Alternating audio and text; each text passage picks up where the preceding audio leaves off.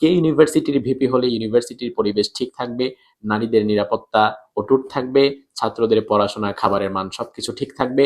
আপনি আপনার ভোট দিয়ে এমন একজনকে আপনি আপনার ইমাম নেতা বানাবেন, যিনি শুধু আপনার ডাকসুর ভিপি নয়, তিনি যেন কখনো প্রয়োজন হলে আপনার জানাজার নামাজে ইমামতিটাও করতে পারেন। এমন সৎ, যোগ্য, আমানতদার, দায়িত্ববান একজনকে আপনি ডাকসুতে নির্বাচিত করুন।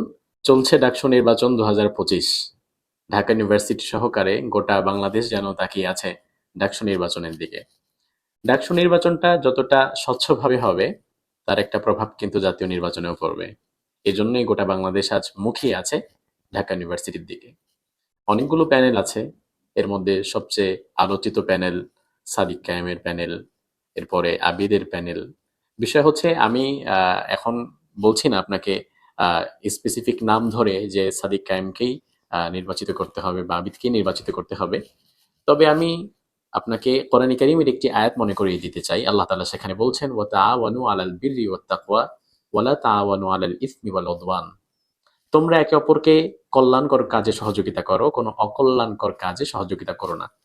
সো আপনার ভোটটা কিন্তু আমানত।